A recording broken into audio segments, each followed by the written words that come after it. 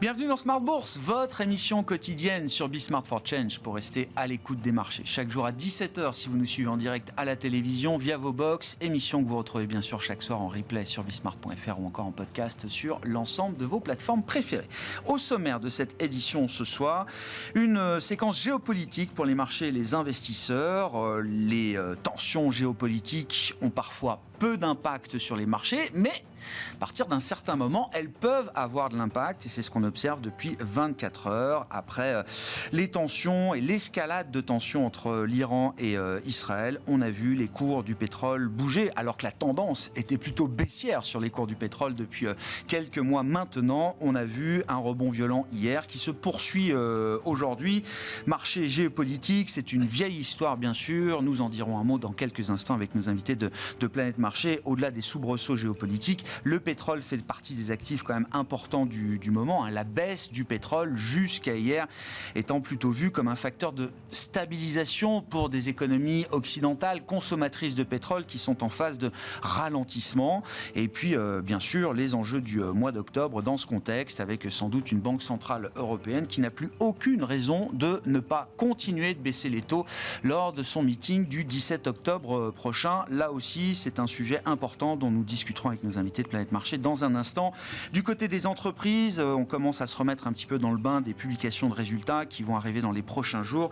Et Nike qui a déjà dégainé en abandonnant ses objectifs annuels sur son exercice en cours. Nike qui est en phase de transition, on va le dire comme ça, avec un patron partant, John Donahoe, historique, qui sera remplacé par un vétéran de chez Nike dans les prochaines semaines. En attendant, le groupe et le nouveau management fait table rase du passé avec un avertissement et l'abandon des objectifs financiers. Le titre Nike est sous pression en ce moment à Wall Street. Vous aurez les détails de cette séance en cours et des mouvements importants du jour dans un instant avec Pauline Gratel. Et puis dans le dernier quart d'heure de Smart Bourse, nous nous focaliserons sur les marchés de dette émergentes, les enjeux, les perspectives pour ces marchés de dette émergentes. Nous en parlerons avec les spécialistes d'Iveo Capital Partners et le cofondateur d'Iveo Capital sera avec nous en plateau, Michael Israël, que nous retrouverons à 17h45.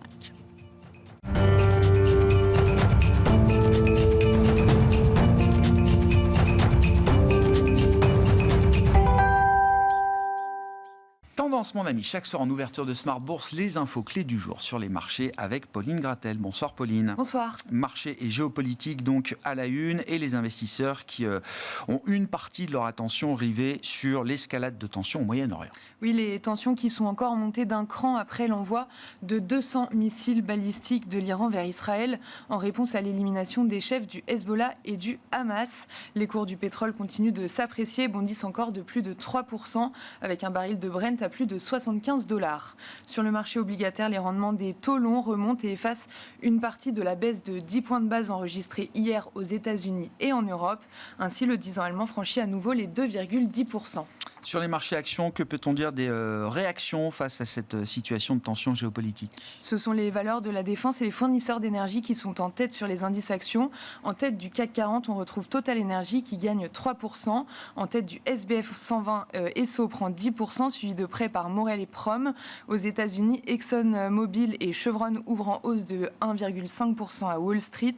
Côté défense, Thales gagne 2% en France. Aux États-Unis, l'indice sectoriel de la défense a touché un nouveau plus haut hier. Les titres RTX et Northrop Grumman ouvrent en hausse de 2% à Wall Street. Du côté de la macroéconomie, c'est la semaine de l'emploi américain, on le rappelle, avec différentes données publiées relatives au marché du travail américain. Nous avions les ouvertures de postes hier pour le mois d'août. Nous avons eu tout à l'heure le rapport ADP pour le mois de septembre sur l'emploi privé. Oui, et ce qu'il en ressort, c'est que le marché du travail rebondit au mois de septembre. Le secteur privé a créé plus d'emplois que prévu, 143 000. Le consensus tablait sur 124 000 créations. Les chiffres d'août ont été révisés à la hausse de 4 000. Après cette publication, le rendement de l'obligation à 10 ans américaine remonte au-delà de 3,80%. Et puis en zone euro, après la publication du rapport pour l'inflation de septembre, les investisseurs ont pris connaissance du taux de chômage pour le mois de septembre. Voilà, donc pas de surprise. Le mois d'août, pardon. Ouais, le taux de chômage reste stable par rapport à juillet et c'est ce qui était attendu à 6,4% de la population active. Malgré une faible croissance, le taux de chômage est toujours à son plus bas niveau depuis 1998, depuis que Eurostat compile ces données. Et puis dans l'actualité des entreprises, effectivement, Nike fait table rase du passé. Oui, comme vous l'avez dit en introduction, Nike renonce à ses objectifs pour l'exercice en cours en raison de l'arrivée le 14 octobre prochain d'un nouveau directeur général. Pourtant, l'annonce de son arrivée avait été bien accueillie par le marché. La société a également reporté sa journée investisseur de novembre. Le titre chute de plus de 7% à Wall Street. Quel sera le programme demain pour les investisseurs sur les marchés, Pauline ? Ils prendront connaissance de toute une série de PMI services en zone euro et aux États-Unis pour le mois de septembre. Les prix à la production industrielle de la zone euro pour le mois d'août sont également attendus.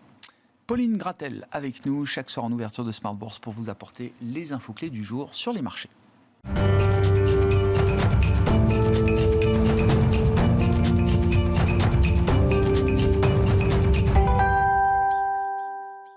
Trois invités avec nous chaque soir pour décrypter les mouvements de la planète marché. Étienne Gorgeon est avec nous, le responsable de l'activité obligataire de Sanso Longchamp Asset Management. Bonsoir Étienne. Bonsoir Grégoire. Julien Moutier à nos côtés, également gérant obligataire, directeur des gestions obligataires de Groupama Asset Management. Bonsoir Julien. Bonsoir Grégoire. Et Stéphane Déo qui est gérant global senior chez Eleva Capital qui nous accompagne également. Bonsoir Stéphane. Bonsoir Grégoire. Je rappelle que vous êtes également membre de l'association l'Éco-Avenir qui promeut la pédagogie économique au plus grand nombre. C'est ça, Stéphane ? Tout à fait, on a un site web avec pas mal de podcasts en particulier pour expliquer les mécanismes de base de l'économie.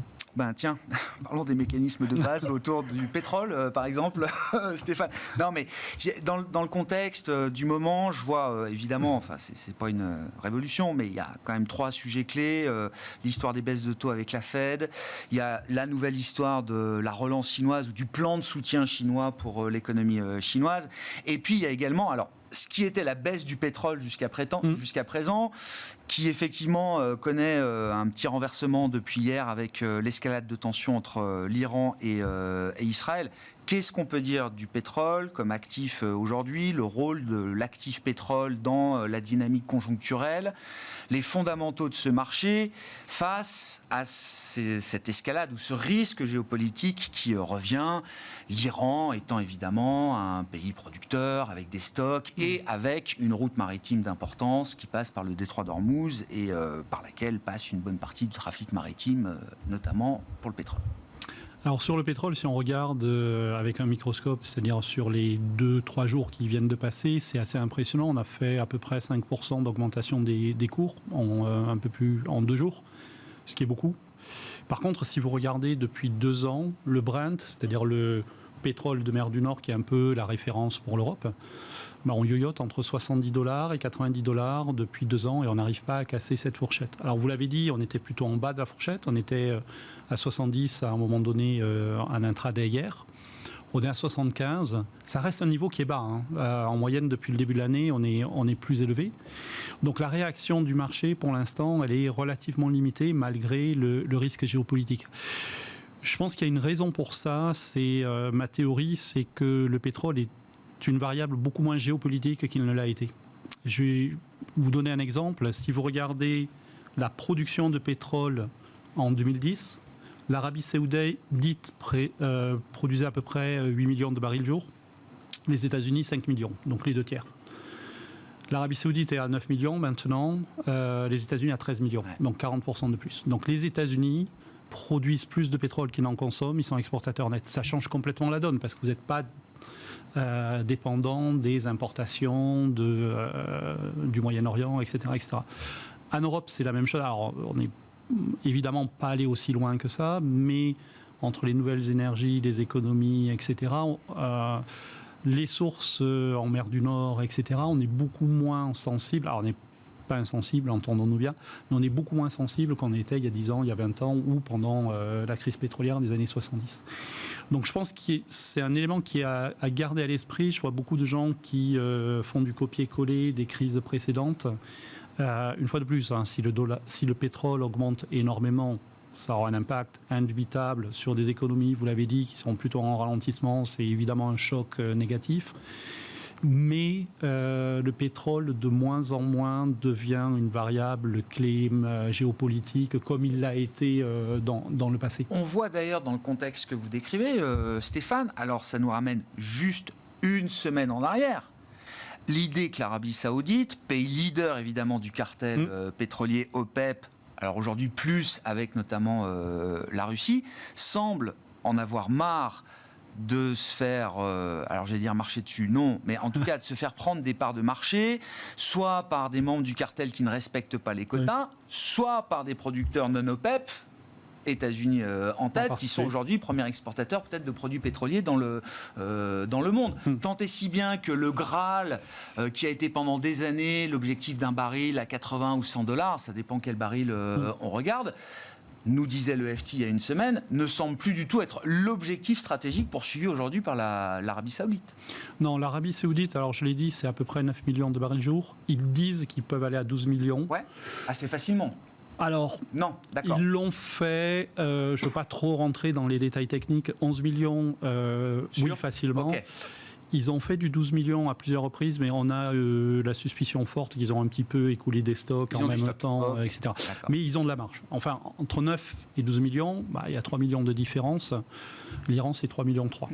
Donc, ils pourraient tout seuls quasiment remplacer la production de l'Iran. Donc oui, effectivement, ils réduisent énormément par rapport à ce qu'ils peuvent faire, et donc ils perdent des parts de marché petit à petit. Aller à $80, je pense que, enfin, impossible, c'est pas le terme, mais c'est très peu probable, parce que si vous regardez le coût de production dans le bassin permien, donc aux États-Unis, c'est 60-70 $. Donc si vous mettez le prix à $80, les Américains vont faire des trous partout et puis inonder le marché de pétrole, et donc les prix vont rebaisser. D'ailleurs, il y a un sujet qui est très intéressant. Alors on l'a dit, le prix du pétrole a beaucoup bougé. Mais vous savez, vous avez des futurs, c'est-à-dire vous pouvez parier sur le prix du pétrole à un mois, 6 mois. Et que dit le marché de ce point de vue-là ? Alors le plus long, c'est 60 mois, donc 5 ans. Ça n'a pas bougé, on est à 70, on yoyote entre 70 et 71. Donc le marché vous dit, oui, à court terme, ça peut bouger, parce qu'une fois de plus, sur les tensions géopolitiques... Mais à long terme, c'est 60. Mais à long terme, c'est 70, et puis on ne bouge pas, on est scotché à 70, et c'est le prix d'équilibre, parce que à l'inverse, si vous allez à 50 $, c'est trop bas, il y a beaucoup de puits qui deviennent non profitables, et donc qui vont fermer, donc vous avez pénurie, et pof, ça remonte. Donc vous avez une très grande force de rappel dans ce niveau-là. Bon, alors il y a l'épisode géopolitique, et puis quand même cette baisse continue du pétrole qu'on a observée depuis quelques mois. Qu'est-ce que ça vous inspire, Étienne ? Et il y a parfois un lien plus ou moins direct quand même entre les cours du pétrole et ce qu'on peut observer sur des marchés de taux, des marchés obligataires, et le sens notamment et la direction des taux. Je pense que déjà il y a plusieurs aspects. La géopolitique, ce qui est assez fascinant, c'est que vous avez des missiles, vous avez une armée qui envahit un pays, vous avez dans d'autres circonstances ça aurait pu vraiment bouger. Or là, franchement, on peut regarder le problème dans tous les sens, c'est très faible, la volatilité générée par ce risque géopolitique. Alors après, il y a plein de facteurs qui peuvent l'expliquer. La Libye qui revient sur le marché, la faiblesse de l'économie mondiale, en particulier chinoise, le fait que l'OPEP, c'est une de mes surprises, parce que je découvre que l'OPEP a beaucoup moins de poids en réalité qu'auparavant, pour plein de raisons qui ont été avancées. Tout ça fait que, effectivement, et ce qui devient assez intéressant, c'est que j'écoutais hier, ou je lisais plutôt hier dans le FT, le patron des syndicats du gaz de schiste aux États-Unis qui, il n'y a pas d'autre mot, il hurlait après Biden parce que les réserves sont au plus bas. Il se disait, on est en risque de pénurie s'il devait y avoir un problème. Je me suis dit ça parce que, en fait, lui, il aimerait bien en vendre un peu plus à un autre prix. Enfin, on en est quand même on est quand même dans une situation assez rocambolesque où les intérêts privés dominent aussi pas mal de choses par rapport à ces grands intérêts, je dirais, géopolitiques. Ça, c'est la première chose. Ensuite, basculement sur les taux. Pour moi, les taux sont drivés par d'autres facteurs. Je suis extrêmement intéressé parce que la Réserve fédérale a fait il y a quelques semaines, et je pense que c'est le principal facteur sur les taux. Je ne sais pas si c'est la transition à laquelle vous vouliez aller tout de suite, mais... Pétrole, Fed et Chine. Voilà, c'est les trois sujets. Donc, si je me lance sur la Fed, qui est probablement mon sujet de prédilection, vu mon amour immodéré pour l'économie américaine, ce que je trouve fascinant, c'est... il y a deux sujets dans le marché des taux qui coexistent. Il y en a un, c'est potentiel risque de récession. alors qu'on peut regarder le problème dans tous les sens, on ne le voit pas. Donc je pense que ça vaut le coup de l'expliquer, j'y reviendrai dans une seconde. En attendant, ce qu'on peut voir, c'est qu'on a une économie qui est autour de 3%, qui va probablement faire du 2% au trimestre qui est en train de débuter. On est en train de faire un stimulus monétaire à un moment où la consommation des ménages est au plus haut, la consommation des entreprises a repris son plus haut. Donc en fait, l'économie américaine, la Réserve fédérale stimule une économie déjà plutôt stimulée. Et après, ce qu'on entend, c'est qu'il y a un risque sur le marché de l'emploi. Le risque... je vais revenir sur la partie récession, mais il me paraît à peu près encore équilibré quand je regarde le JOLTS hier. Ok, il n'y a pas d'embauche, mais il n'y a pas réellement de licenciement non plus. Donc on arrive à une forme d'équilibre, c'est à peu près ce qu'on voit. Et donc, ce que je me dis, c'est, ok, la Réserve fédérale a décidé que c'était maintenant le tour des ménages les moins favorisés et qu'enfin, ces gens pouvaient avoir peut-être une vie un peu moins difficile. On allait alléger le coût de l'argent. Parce qu'eux vivent grâce à la dette, ils vivent à crédit. Et l'inflation plus le coût du crédit, c'est un enfer pour eux. Gardons en tête que 60% des ménages les plus aisés représentent plus de 50% de la consommation. Et donc, vous avez une économie qui est déjà stimulée, vous aviez un acheteur marginal consommateur qui n'était pas là pour les raisons que je viens de donner, et donc la Réserve fédérale va le stimuler également. Et donc, en fait, moi, ce que je me dis, c'est que stimuler, on va enlever... J'écoute Jean-Paul. On va enlever de la restriction monétaire. Ouais, c'est moins de restrictions, mais c'est pas encore un stimulus ou une accommodation. Oui, mais simplement, vous avez dans les anticipations de baisse de taux, dans la réalité, vous avez quand même beaucoup de baisse de taux. Et moi, ce que j'observe... L'idée du marché, c'est qu'on arrivera à un moment en zone de stimulation monétaire, en zone d'accommodation monétaire. Si vous regardez froidement ce que dit le marché action, c'est inflation des actifs risqués. Ce que fait la Fed. Il y a une étude qui a été faite, qui est sortie, qui est assez simple, qui dit sur les 13 normalisations depuis 57, il y a eu on a évité 3 récessions. À chaque fois donc on baisse les taux à un moment où l'économie n'est pas sur le point de rentrer en récession, vous avez un bull market phénoménal sur le S&P.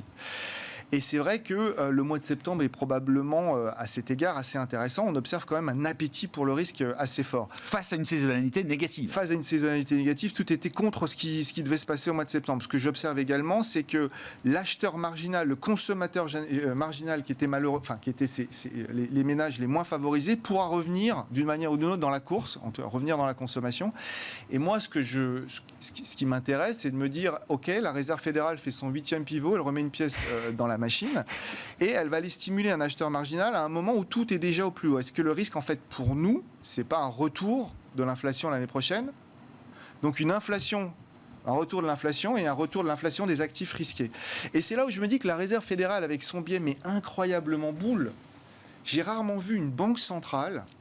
Ça faisait longtemps quand même que moi j'adore la Réserve fédérale par ce biais boule, mais ce biais boule, c'est un biais dovish, c'est le mandat croissance maximale et stabilité des prix. Oui, mais la réalité, c'est inhérent à la création de la Fed. Et là, on peut rentrer dans un débat qui me fascine en tant qu'obligataire, mais la réalité, c'est que en remettant une pièce dans la machine, vous inflatez les marchés à risque.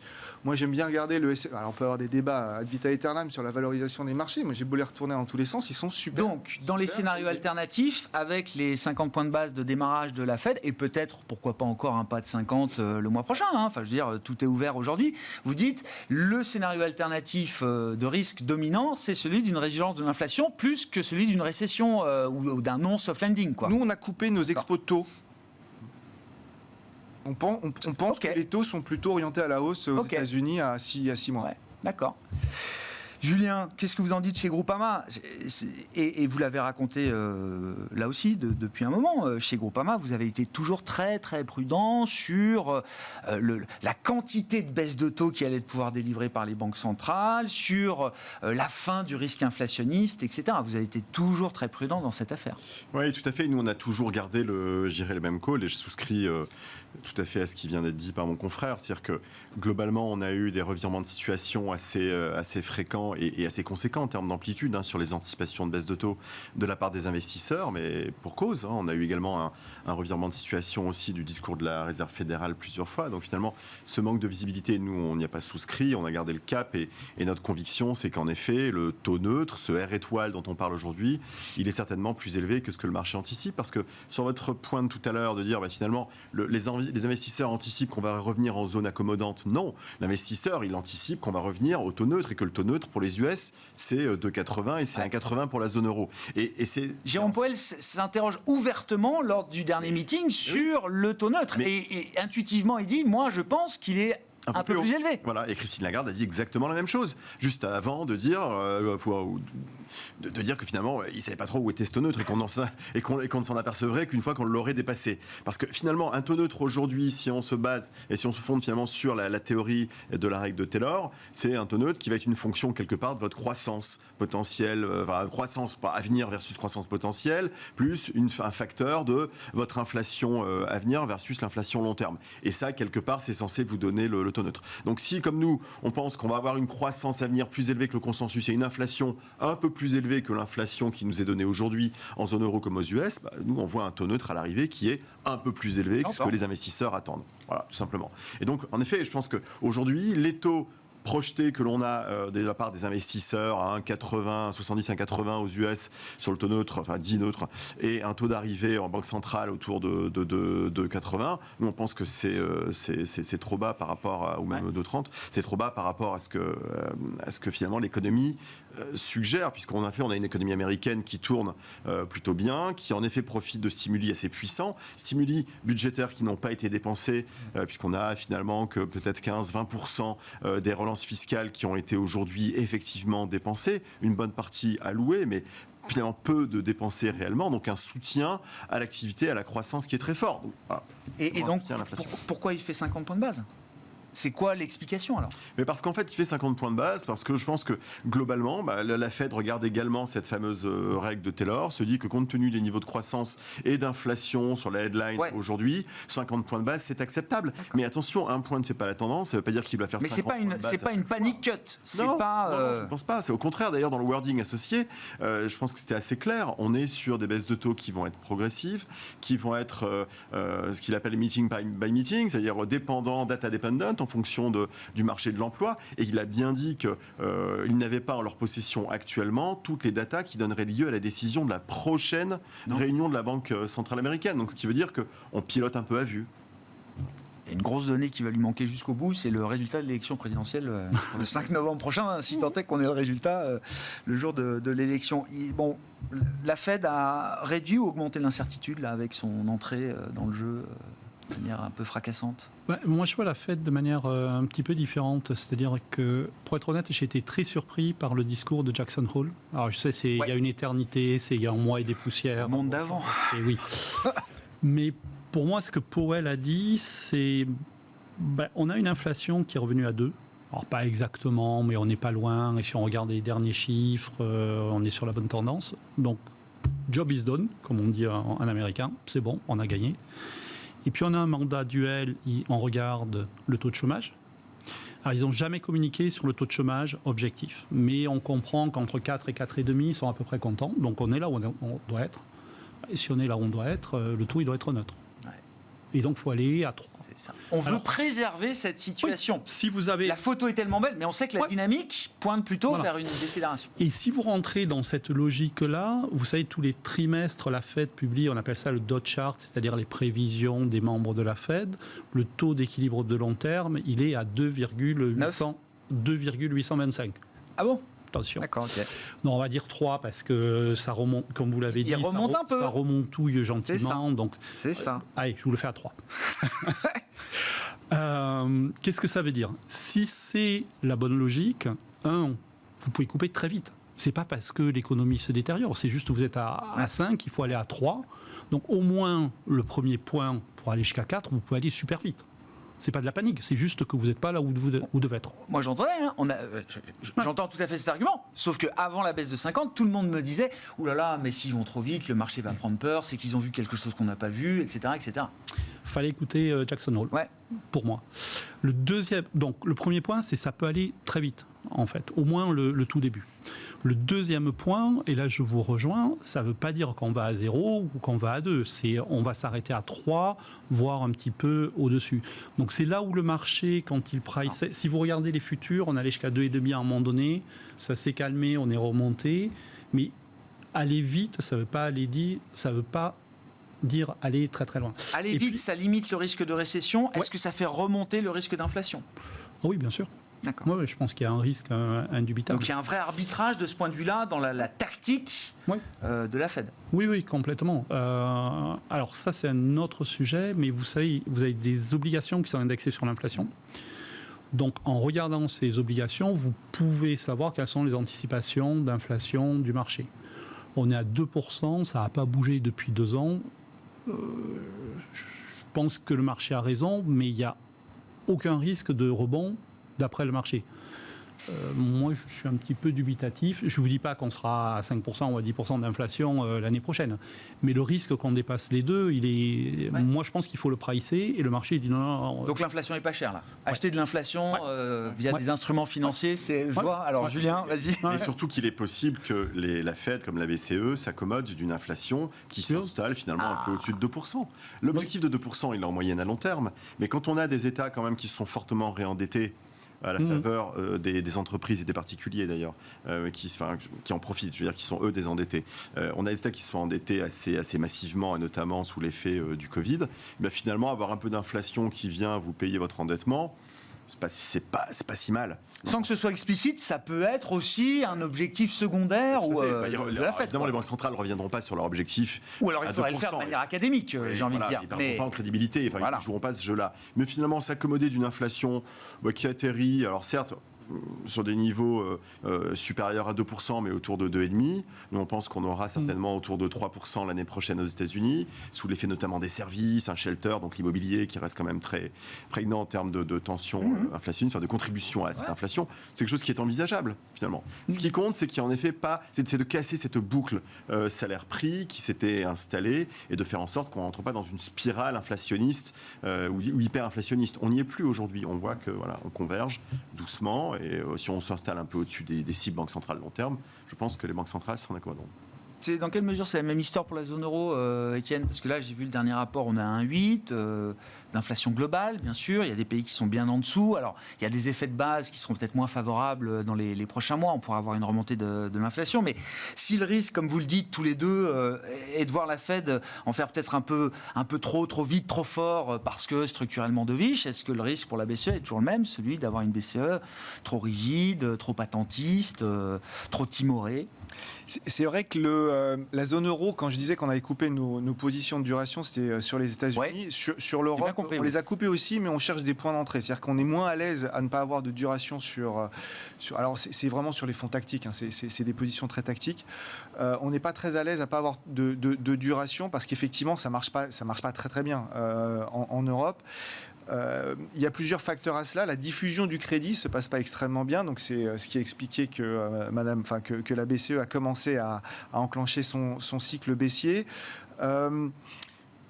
Après, si vous voulez, ce qui me gêne, c'est que l'Europe, il ne se passe pas grand-chose en termes de croissance depuis un petit bout de temps. On va baisser les taux. Est-ce que la baisse des taux va permettre, par la diffusion du crédit, un rebond de l'économie? Malheureusement, j'en suis pas totalement sûr. Je pense que les problèmes sont beaucoup plus structurels. J'entends. Est-ce que les maintenir à ces niveaux-là serait pour autant une bonne idée? Oui, mais sauf que si vous regardez bien, dans plein de pays, et pas que, dans plein de pays, dont la France en réalité aussi, on est au plein emploi. Vous avez plein de secteurs qui sont énormément sous tension. La grande majorité des pays européens. Donc, en fait, vous êtes toujours dans cette situation un peu paradoxale. Vous avez une économie pas florissante, mais vous avez quasiment plus d'offres d'emploi. Là, on est en train de s'équilibrer. Là, on est en train de recroiser, mais on avait quasiment plus d'offres d'emploi que de personnes prêtes à travailler, que ce soit des deux côtés de l'Atlantique. C'est pour ça que moi, quand je regarde ce que fait M. Powell aux États-Unis, je me dis, parce qu'on est juste en train de croiser les lignes. On est en train de rééquilibrer l'offre-demande. mais on n'est pas passé. Enfin, on n'a pas vraiment corrigé. Donc, si vous baissez les taux, vous allez faire revenir du consommateur à la marge. Vous allez faire. Enfin, moi, je pense que malheureusement sur la croissance, je suis pas totalement sûr. Je vois bien l'inflation repartir. En zone euro. En zone euro également, oui. Parce que simplement, vous avez des tensions. Malgré tous les sujets, la morosité ambiante, la croissance relativement atone, les chefs d'entreprise ont énormément de difficultés à embaucher. C'est une réalité qui est assez particulière. Et l'atonie de la demande à un moment, parce que qui est un phénomène de rétention, parce que démographie, pénurie, etc., et que le chef d'entreprise, effectivement, je vais réfléchir à 2 fois maintenant avant de dégraisser mon staff, etc. Mais bon, face à une atonie de la demande qui se prolongerait, enfin, je veux dire, il y a un moment où le rationnel de l'entreprise peut reprendre le dessus aussi. Ah oui, mais je pense qu'il va reprendre, il peut reprendre et il reprendra le dessus si les courbes se croisent franchement et que vous avez un ralentissement plus marqué. Et là, vous aurez probablement... Et d'ailleurs, c'est une des raisons pour laquelle il y a toujours cette tentation d'une partie des investisseurs à penser que la récession est toujours probable. C'est-à-dire qu'à un moment, on fasse basculer l'économie de croissance à récession parce que vous avez ce surcroît de personnes qui perdent leur job et ça y est, la consommation cale. Julien, je vois que vous acquiescez sur l'idée d'une BCE qui pourrait quand même passer... Alors, on a déjà 2 baisses de taux, mais c'est vrai que la Fed a tout de suite remis les choses à niveau avec une baisse de 50. Visiblement, octobre, c'est done deal pour la BCE. A priori, il n'y a plus de débat sur l'idée qu'elle baissera les taux peut-être à chaque meeting désormais. C'est ce qui est pricé en tout cas. Ouais. Alors sur octobre, la probabilité est assez forte.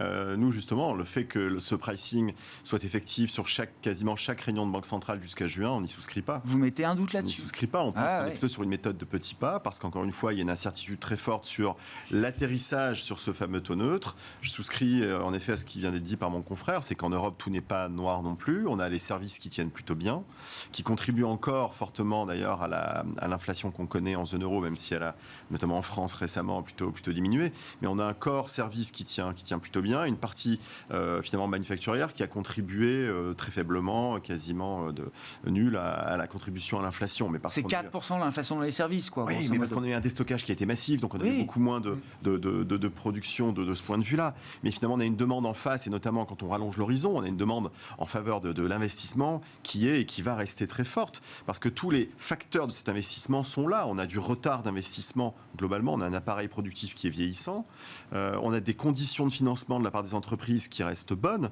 On le voit bien, nous, sur les marchés financiers, on a aujourd'hui sur le marché à yield, finalement, la moitié de la dette l'année prochaine qui est déjà refinancée. On nous parlait du fameux mur de refinancement. Et sur 2026, on est déjà sur un quart de la dette qui est refinancée, un quart des besoins en refinancement qui ont déjà été refinancés parce qu'on avance les calls et les remboursements sur ces échéances-là. Donc finalement, les entreprises sont en bonne santé. En termes de profit, ça se passe plutôt pas mal. Ont des capacités de refinancement favorables puisqu'on a eu des baisses de taux et des resserrements de spread. Donc sur le marché, ça se refinance bien. On en parlera peut-être tout à l'heure, mais sur le marché primaire, ça se place encore extrêmement bien. On a des rythmes d'émission primaires qui sont très favorables avec des bid to cover, donc des niveaux de souscription sur les émissions qui sont très forts. Donc voilà, encore une fois, un facteur de soutien à cet investissement. Donc nous, on est plutôt assez favorable. Et puis la relance fiscale, comme je le disais aux États-Unis, mais c'est également le cas en Europe, qui se confirme, qui va nourrir les secteurs en transition, qui n'a pas totalement été dépensé. Et donc finalement, une demande de la part de cette relance budgétaire qui reste forte, qui encore une fois n'a pas été dépensée, des conditions de financement favorables, un retard d'investissement, l'appareil productif qui est plutôt vieillissant, et donc des besoins d'investissement qui vont être très forts, que ce soit pour du remplacement d'appareils productifs ou pour nourrir une transition énergétique ou digitale. Donc on a tous les sous-jacents à moyen long terme d'une bonne tenue de l'investissement qui doit nourrir cette demande. Donc, on ne souscrit pas à la morosité ambiante. Ouais, je comprends. Donc il n'y a pas une si grande nécessité pour la Banque Centrale Européenne d'aller vite aujourd'hui. Ou alors il y a une incohérence, c'est-à-dire que, je veux dire que si on... Non, mais la BCE peut aider à combler ce retard d'investissement, par exemple, et aider à combler le retard d'investissement. Ça veut dire en allant assez vite au taux neutre, quoi, ou en s'en approchant assez vite. Parce qu'on en a besoin aujourd'hui. On n'est pas persuadé. Et surtout, ou alors, si on... mais j'entends bien, parce qu'à la BCE, eux-mêmes n'en sont pas persuadés. N'en sont pas persuadés non plus. Un tel dérapage sur les taux courts pourrait expliquer finalement les attentes d'une récession. Clairement, aux US, on ne la voit pas. Il n'y a aujourd'hui aucun facteur qui expliquerait cette récession. Je souscris à ce qui a été dit. En zone euro, a priori non plus, pas à court terme en tout cas. Sur la BCE, je veux bien qu'on dise un petit mot de la France. Je sais pas. Non, mais... pas gentil de me passer cette question-là à moi. Non, mais je vous formulerai une question qui est une question de marché sur la France. Voilà.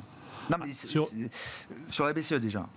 Alors, sur la BCE, moi je suis beaucoup plus prudent sur l'économie européenne de manière générale. Bon. Pour une raison simple, c'est que si vous regardez toutes les décisions qui engagent le futur, elles ne sont pas prises. C'est-à-dire que la décision dans une entreprise qui engage le futur, c'est de créer un emploi. Parce qu'on veut créer un emploi, forcément, c'est pas pour virer la personne le lendemain. Dans le PMI allemand, on est au plus bas depuis 15 ans. Sur l'emploi ? Sur l'emploi. La composante d'emploi. Si vous regardez en France, alors je ne sais pas pourquoi tout le monde regarde l'enquête dans l'industrie, c'est 15% du PIB, personne ne regarde jamais l'enquête dans les services. Regardez la composante emploi dans les services, c'est une catastrophe en France, c'est en train de tomber comme une pierre. Donc, la décision qui implique le futur est repoussée. Sur les CAPEX, sur les investissements, oui, il y a des conditions favorables, mais il n'y a pas d'investissement. Vous avez une enquête de l'Union européenne qui demande aux entreprises quelles sont vos prévisions d'investissement. C'est très mauvais. Quand je dis très mauvais, c'est une litote. Et puis l'autre décision qui engage le futur, quand on est consommateur, c'est de consommer, évidemment. On a un taux d'épargne qui est anormalement élevé. Pour être honnête, je pense que personne n'a une explication vraiment claire. Enfin, moi, je peux passer une demi-heure à l'expliquer, mais on a un taux d'épargne des ménages qui est assez élevé. On s'attendait à ce qu'il baisse et donc à avoir une conso qui rebondisse. Et en fait, le taux d'épargne continue de progresser. Ouais. Donc ça veut dire qu'il y a une espèce de stress chez le consommateur. Donc moi j'ai quand même l'impression, alors ça ne veut pas dire qu'on va avoir une récession catastrophique. Et ça, la BCE peut participer à régler ce problème en baissant les taux. Oui, je pense que ça peut aider, mais à la marge. Pour moi, il y a un vrai sujet de confiance dans l'industrie, dans les services, dans les ménages.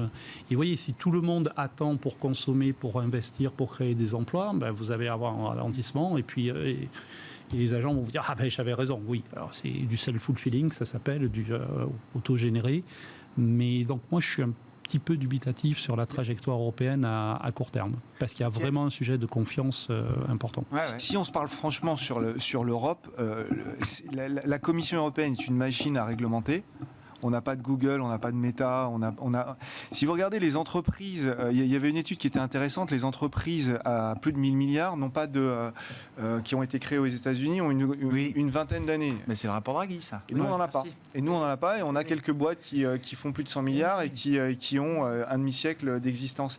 Je pense que la réalité, c'est qu'on peut stimuler une économie autant qu'on veut monétairement. Ça n'a pas relancé la machine. On a un problème structurel. Et c'est vrai que... C'est le sens du rapport de Mario Draghi. Et donc oui, on peut baisser les taux, mais est-ce que c'est ça qui va faire que demain on a Microsoft chez nous ? Je pense pas. Il faut qu'on change un peu structurellement les règles. C'est plus du politique que du monétaire, à mon avis.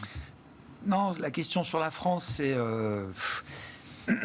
si on se place du point de vue des créanciers de la France, quel est le message qu'on attend? Là, on a eu un premier message, c'est objectif 5% de déficit sur PIB 2025, les 3% on verra en 2029, mais en tout cas sur l'effort, c'est ce que recommandait la Banque de France, 2/3 d'économie de dépenses, 40 milliards, 1/3 de hausse de fiscalité, 20 milliards. Ça, c'est le package pour 2025.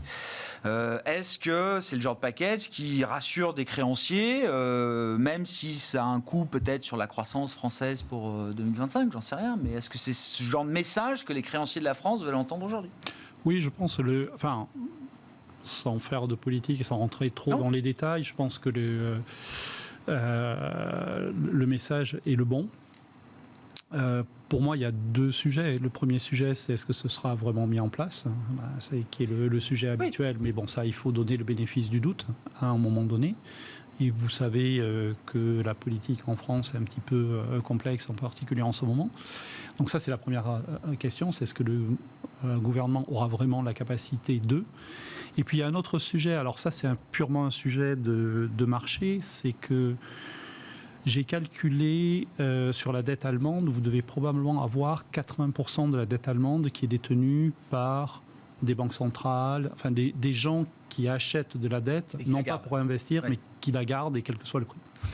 Donc en fait, quand vous êtes investisseur, vous ne pouvez pas vraiment investir sur la dette allemande parce qu'il n'y en a pas assez, donc vous allez chercher Le truc qui ressemble le plus, et qui est liquide, c'est la dette française. Sauf que ça, c'était la logique il y a quelques mois, il y a quelques années. La dette française, maintenant, elle est au niveau de la dette espagnole et de la dette portugaise. Bon, c'est pas la même profondeur de marché non plus. Hein. Exactement, mais il y a une alternative. On commence à avoir une alternatives. alternative. Je rappelle que la différence de rentabilité entre la dette française et italienne, c'était 113 points de base, si mes souvenirs sont bons, c'est-à-dire 1,10% au début de l'année. On est en dessous des 50 BP, c'est-à-dire de 0,5. Donc on se rapproche beaucoup de l'Italie. Si à un moment donné, vous voyez, il y avait quelque chose, je pense, la dette française était basse par rapport aux fondamentaux parce qu'on était la seule alternative à l'Allemagne. Si à un moment donné le marché dit non, finalement l'Italie, l'Espagne, ça bouleverse la hiérarchie, quoi. La prime sur la France disparaît très très vite et là ça peut glisser beaucoup plus vite, je pense. D'accord avec cette analyse, ces observations. Il y a aujourd'hui des alternatives pour des investisseurs un peu contraints vis-à-vis de l'actif souverain. De se dire, avant, j'avais pas tellement d'autres choix que la France. Maintenant, je peux avoir d'autres alternatives. Ça se voit dans des flux, ça se mesure. Oui, alors, Julien. ce qui fait l'attrait, je pense, d'une dette aussi pour un investisseur, notamment étranger, c'est finalement la stabilité aussi fiscale, la capacité de l'État à lever l'impôt et à attirer les capitaux et notamment les investissements. J'écoutais il y a 2 jours une interview de Xavier Niel sur ce sujet-là. Oui. Et finalement, lui, il dit un peu la même chose. Il dit que depuis quelques années... Un paradis. La France est un paradis. Oui, ou en tout cas, il y avait une certaine forme de stabilité fiscale qui donnait de la visibilité aux entreprises. C'est ce qui a permis notamment, parfois, à certaines entreprises, notamment dans le secteur de la finance, d'ailleurs, de rejoindre la place parisienne. Et donc, et au-delà du secteur financier, beaucoup d'entreprises, industries, sous l'effet d'un ministre d'ailleurs dédié à cette tâche, ont réintégré, ont investi en France. Et je pense qu'à la fois la capacité à capter des recettes par un business accru, par des investissements accrus, et une capacité à lever l'impôt, c'est ce qui rassurera les investisseurs. Après, d'un point de vue purement technique, la dette française, c'est une dette qui est profonde, qui est liquide, qui dispose de marchés dérivés, donc donne la possibilité aux investisseurs de couvrir, ce qui n'est pas le cas de toutes les dettes, en tout cas pas avec la même liquidité. Donc ça, je pense qu'il faut l'avoir en tête également, parce que ça joue également sur l'attrait que peuvent avoir les investisseurs étrangers d'une courbe pays.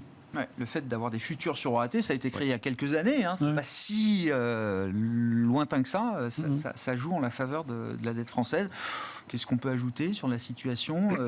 L'effort demandé, là, ça aura un impact forcément sur la conjoncture française. Ça va nous faire décrocher encore un peu plus ou pas, Étienne ? Ce que je trouve intéressant dans le discours de politique générale, c'est, je ne sais pas si on a gagné une semaine, quelques mois ou quelques trimestres. C'est-à-dire que moi, le message que je retiens, c'est on ne sait pas couper les dépenses, puisqu'on n'a aucune info sur la façon dont on va le faire, et probablement parce que c'est super compliqué. Et finalement, on va recourir à l'impôt parce que ça, c'est ce qu'il y a de plus simple. Le deuxième message qu'on passe... Quand même, 2 tiers d'économie, 1 tiers de hausse de fiscalité. Hein. Mais dans les économies, oui, il y a des économies de dépenses fiscales aussi. Et on a le détail sur les impôts, on n'a aucun détail sur les coupes.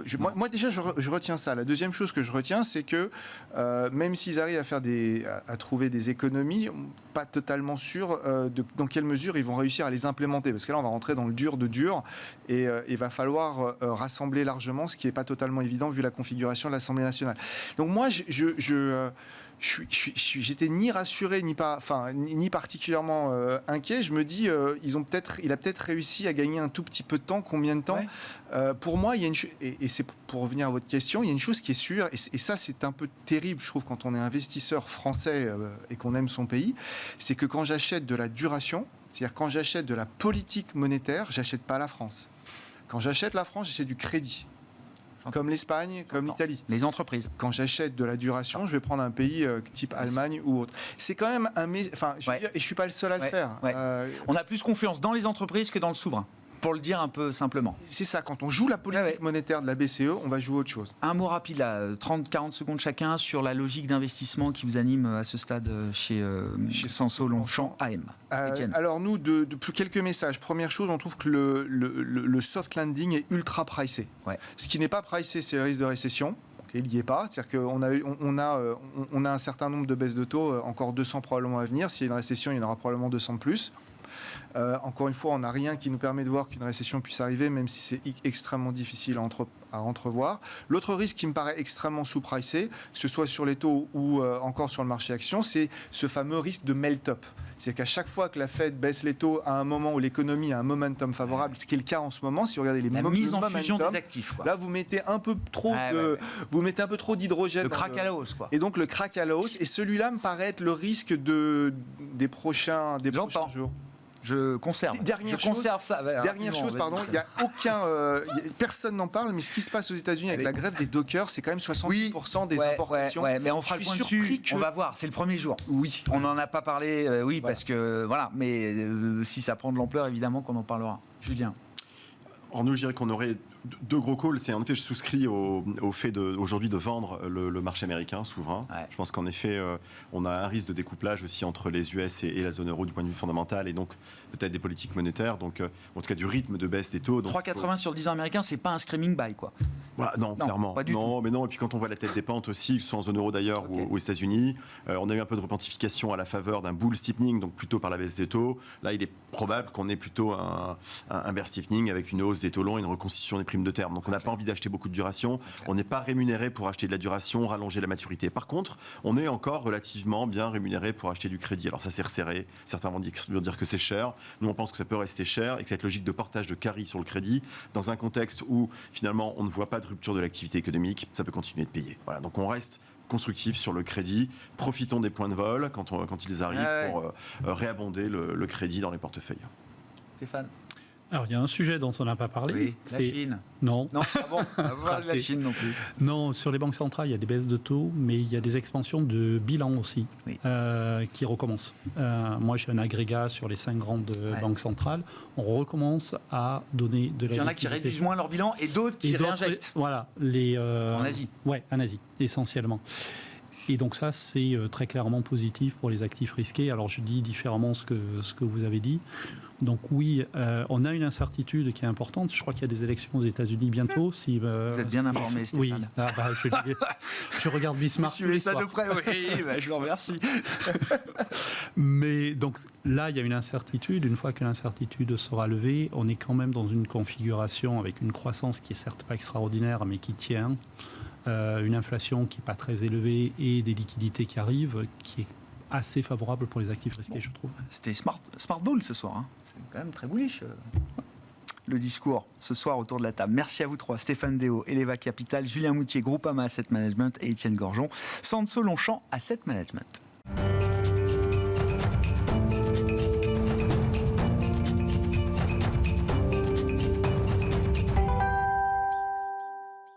Le dernier quart d'heure de Smart Bourse chaque soir, c'est le quart d'heure thématique. Le thème ce soir, c'est celui de la dette émergente, les enjeux et les perspectives qu'on peut avoir pour cette classe d'actifs. Nous en parlons avec les spécialistes d'Iveo Capital Partners et son cofondateur, Michael Israël, est à mes côtés en plateau. Bonsoir Michael. Bonsoir Grégoire. Un mot peut-être de ce qui se passe du côté de la Chine depuis une semaine, avec des annonces qui se sont multipliées sur le plan monétaire notamment, des promesses budgétaires également venant des autorités chinoises. Et surtout, un price action, des réactions de marché qui ont été particulièrement violentes, d'une ampleur inédite, en tout cas par rapport à ce qu'on pouvait observer lors de précédentes annonces de soutien du gouvernement chinois. Qu'est-ce qui s'est passé pour vous cette fois-là, du point de vue de la Chine, et comment est-ce que tout ça s'est ressenti dans la sphère émergente, Michael ? Alors, donc vous disiez, oui, un plan quand même assez sérieux. Vous définissiez les plans, on va dire sur tous les plans finalement. Ce qui est bien, c'est que c'est un plan qui couvre à peu près tous les leviers d'action. Et en plus, dans lequel on a déjà annoncé que si ce n'était pas suffisant, voilà, donc il y a une porte ouverte. Donc c'est un message assez fort. Et ce qui s'est passé est très positif. D'ailleurs, c'était le risque. C'était un marché qui est très sous-détenu. Et comme toujours, quand c'est très sous-détenu et qu'il y a des bonnes nouvelles, vous avez une réaction très brutale à la hausse. Et si vous n'êtes pas dans le marché, vous passez à côté d'une partie importante de cette hausse. Alors, ce qu'il faut comprendre, par contre, chez nous, dans les obligations, et les obligations d'entreprise, pour rester sur le segment sur lequel on est, ça ne fonctionne pas tout à fait comme les actions. D'ailleurs, on n'a pas vu un rebond spectaculaire comme il y a pu avoir sur les actions. Ça n'a pas été aussi fort dans votre univers. Mais il y a une raison. C'est en réalité, il n'y a pas eu non plus la chute et la décote. Alors je vais essayer juste de mettre ça clair. Il y a une polarisation très claire dans le marché obligataire corpo émergent chinois. C'est que vous avez d'un côté des sociétés de bonne qualité et sur lesquelles, justement, il n'y a pas eu de décote malgré le flux de nouvelles très négatives qui s'accumulent et le côté même non investissable qui était devenu la Chine. Bien sûr. Mais comme il n'y a pas de risque de crédit à proprement parler sur ces sociétés-là, les cours d'action baissent parce qu'il y a du risque économique de faire moins de profit, du ralentissement, il n'y avait pas de risque de crédit. Donc on n'a pas assisté à des très fortes décotes qui pourraient nous amener aujourd'hui à avoir des rebonds spectaculaires. Et à l'opposé de ça, il y a une autre partie du gisement qui, lui, effectivement, est très décoté, qui est le secteur immobilier, le fameux, où là où vous retrouvez tous les émetteurs de type développeur, donc ceux qui sont vraiment pris dans la crise. Et là, évidemment, ce sont des choses qui ont commencé à remonter, mais c'est un peu, je dirais, c'est très difficile d'être dans ce marché-là parce que ces sociétés-là sont très distress. On est au milieu de restructuring pour la plupart, et donc compliqué de pouvoir y aller sans avoir pris avant beaucoup de volatilité, beaucoup de risques. C'est pas un univers d'investissement qui vous intéresse aujourd'hui chez Ivo Capital? Alors bon, de toute façon, quand vous avez des messages très positifs, comme celui qui est lancé par le marché, vous regardez quand même, j'allais dire, on a réouvert un peu nos notes et nos analyses, bien sûr. Mais il faut être conscient que si on veut aller sur la partie des choses qui étaient décotées, à ce stade, c'est encore des choses très risquées. Donc même si on re-regarde et même si on y allait, ce ne sera pas un call majeur dans le portefeuille. Au-delà de ça, qu'est-ce qu'on peut dire de la classe d'actifs, alors de la dette émergente, corporate, high yield, on parle de dette au rendement, bien sûr. Qu'est-ce qu'on peut dire des intérêts ou de l'intérêt de cette classe d'actifs aujourd'hui, au moment où on se parle? Comment on peut mesurer cet intérêt de la classe d'actifs à travers peut-être les émissions d'entreprises, tout simplement, et savoir comment ces émissions sont absorbées par le marché et les investisseurs aujourd'hui, Mickaël? Alors oui, c'est intéressant parce que c'est vrai que du côté du marché primaire, alors on a un marché qui est vraiment très actif et vraiment très attractif. Donc pour vous donner quelques chiffres, ou en tout cas un chiffre, moi je vois nous depuis le début de l'année sur notre fonds flagship, on a participé à 32 nouvelles émissions, ce qui est quand même pas rien. Et en poids du portefeuille, c'est à peu près 30% du portefeuille qu'on a pu redéployer, même un peu plus d'ailleurs, redéployer sur ce marché primaire. Donc ça c'est intéressant. C'est intéressant aussi pour le stock, puisque finalement, nous, on travaille sur un stock. Il y a les émissions, mais il y a aussi tout le stock. D'avoir un stock qui se reforme, qui se reconstitue, et en plus, dans un contexte de niveau de rendement qui est encore assez attractif, on est quand même... C'est bon structurellement pour le marché. Troisième chose différenciante, j'allais dire, c'est que le marché primaire est ouvert aussi dans d'autres zones du globe. Mais ce qui est intéressant, c'est le type d'émission. Là où on voit une distinction, c'est que par exemple, on revoit beaucoup d'émissions de type infrastructure, project bond, des sujets qui sont dans le high yield, qui sont assez désertés maintenant sur les marchés développés, parce qu'il y a la concurrence des fonds de dette privée et des fonds de dette infrastructure qui ont levé des milliards et des milliards. Et on va dire que sur les émergents, ça se passe encore sur le marché obligataire. Sur le marché obligataire. Donc, il y a des on finance des infrastructures et des projets de long terme encore à travers le marché obligataire pour ces pays émergents. Oui, et dans les formats project bond. Donc là, c'est trop long à expliquer, mais qui sont des formats très fléchés. Le produit de l'obligation est fléché vers des projets destinés justement à ça. Exactement. Donc c'est très sécurisant. Ça apporte beaucoup de visibilité. Et le package de sécurité qu'il y a autour de ces obligations-là sont très différents d'une obligation d'entreprise typique. Et en plus, ce sont souvent des obligations amortissables et pas à échéance, etc. Donc c'est vraiment intéressant pour le stock. Et vous dites en fait ces marchés-là dans les marchés développés ont été effacés par la concurrence de la dette privée, de la dette infra, etc. Ah oui, sur la partie high yield, sur la partie investment grade, on voit encore des choses, mais sur la partie, des project bonds investment grade, mais sur les pays développés, sur le high yield, il n'y a plus d'obligations comme ça. Et ça existe encore dans l'univers émergent. Autre enjeu, j'imagine, pour les actifs émergents et la dette émergente, la baisse des taux de la Fed de 50 points de base qui a marqué les esprits pour entamer un cycle de baisse de taux. Le voyage a commencé, on verra quelle sera la destination finale de ce voyage de baisse de taux. Mais évidemment, vous travaillez sur des obligations en devises dures, en dollars, c'est ça, Mickaël, principalement. Le fait que la Réserve fédérale soit entrée en action, qu'est-ce que ça change et quelles perspectives ça offre justement sur le comportement de votre classe d'actifs ? Bon, c'est un message positif. Je crois que vous savez que quand les taux sont orientés à la baisse, pour les émergents, il y a ce raccourci. Alors c'est la première lecture, mais il y a ce raccourci qui est plutôt porteur pour les émergents. De la même manière qu'à l'inverse, quand les taux sont dans un cycle haussier, on dit que c'est mauvais pour les émergents. Donc là, on a côté Fed, on va dire, si on est factuel, on sait pas un moment pour se replier et dire c'est le moment de se mettre complètement aux abris, alors que la Fed est en train de pivoter. Donc ça, c'est le premier point. Le deuxième point, c'est donc l'éléphant dans la pièce qui est la Chine, pour nous, qui a quand même freiné les flux. Clairement, parce qu'il faut savoir, dans les obligations, on ne peut pas jouer pays par pays. C'est pas comme dans les actions où vous dites ce que je mets plus en Chine, je le mets en Inde, et puis j'ai redéployé. Donc on avait quand même ça qui bloquait. Un vent contraire chinois très fort. Exactement. Ouais. Donc là, le stimulus, il a déjà de toute façon quand même un impact sur les flux. Ouais. Donc on a quand même deux supports assez intéressants. Aujourd'hui, et dernière chose, c'est la croissance mondiale. Qui n'est pas à l'arrêt, il faut être factuel aussi, on peut se projeter, mais il faut aussi regarder les signaux qu'on a devant nous. Et aujourd'hui, on n'a pas d'inquiétude majeure sur un ralentissement brutal de la croissance. Donc tout ça est favorable aux économies émergentes et aux actifs émergents en général. D'ailleurs, les performances depuis le début de l'année sont assez bonnes, même assez spectaculaires sur l'obligataire émergent. L'action de la Fed, ça aura pour conséquence de réduire la volatilité, par exemple, sur des marchés obligataires comme ceux dans lesquels vous travaillez, Mickaël ?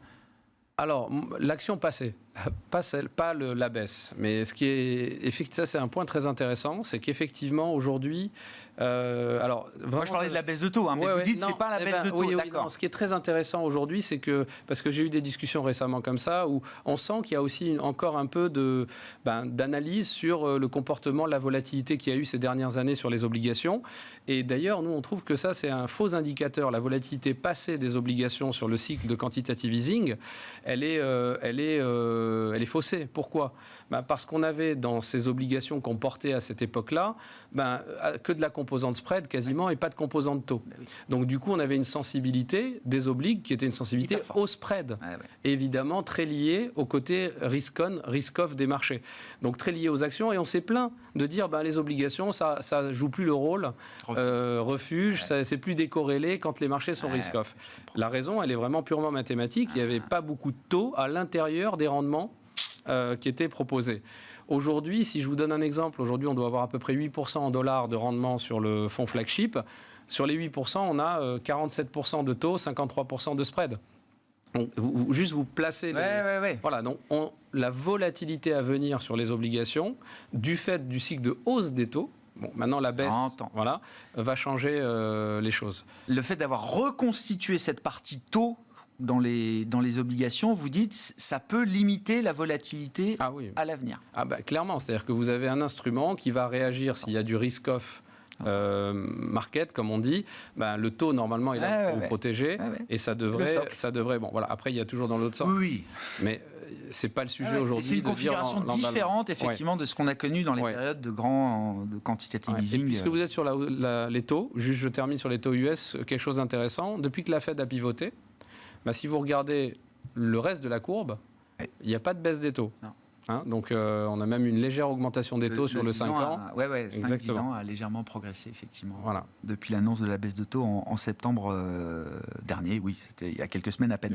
Justement, en termes de stratégie obligataire, dans votre univers, évidemment, dans l'univers obligataire et a fortiori l'univers obligataire émergent, est-ce qu'on est toujours dans l'idée que verrouiller du taux, verrouiller du rendement, ça reste la bonne stratégie, ou est-ce qu'il y a des limites aujourd'hui à cette stratégie, puisque les taux ont remonté, mais on est dans la perspective de voir des taux qui vont quand même progressivement, graduellement, normalement, se réduire. Alors oui, d'abord, toute stratégie aujourd'hui de portage est encore à dominante high yield, encore une fois, parce qu'il n'y a pas de raison aujourd'hui de signaux pour se dire c'est le moment de se mettre aux abris, il faut se mettre tout en investment grade et plus bouger.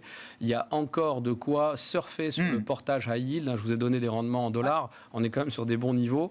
Alors il y aura peut-être plus autant de potentiel de gain par la baisse des spreads parce que oui, les marchés se sont resserrés. Les taux sur la courbe intermédiaire, il y aura quand même peut-être aussi de la résilience, parce qu'ils avaient déjà assez bien pricé quand même les mouvements, les annonces de la Fed. Mais en tout cas, le portage, il est là. Et à 8%, ça se refuse pas, ça se regarde. Refuse quoi. pas. Et n'oubliez pas aussi, la désinflation est là, donc c'est du 8% avec des taux réels positifs, ça a de la valeur. Très clair. Maintenant, il y a deux manières de jouer le portage. Il y a le succès des fonds datés. Voilà, on a le nôtre, nous aussi, 2028, qui est ouvert et qui continue de collecter. Mais si on est transparent sur l'intérêt du marché, aujourd'hui, il y a aussi des limites aux fonds datés. Mais je vais revenir sur la première partie de la discussion, les nouvelles émissions. Ça, vous voyez, ça c'est vraiment dommage, parce que sur les fonds datés... 28, c'est dans 4 ans. Voilà, 28, c'est dans 4 ans. En général, sur le marché corporate high yield, on est plutôt sur des émissions minimum 5 ans. D'accord, 5-7 ans. On ne peut pas intégrer à la stratégie. Et vous ne pouvez pas parce que vous avez la date. Donc il faut aussi dire, il y a l'intérêt qui est toujours là, mais on perd une partie de l'intérêt aussi du marché, sauf si on a des fonds datés sur plusieurs maturités, et qu'on peut retrouver par contre sur les fonds ouverts. Donc c'est moins clair. Voilà, il y a match. Il y a match. Bien dit, bonne conclusion, exactement. Merci beaucoup, Mickaël. Merci d'être venu nous parler de la dette émergente. C'est votre spécialité chez IVO Capital Partners. Vous êtes le cofondateur d'IVO et c'était le dernier quart d'heure de Smart Bourse ce soir. Merci Grégoire.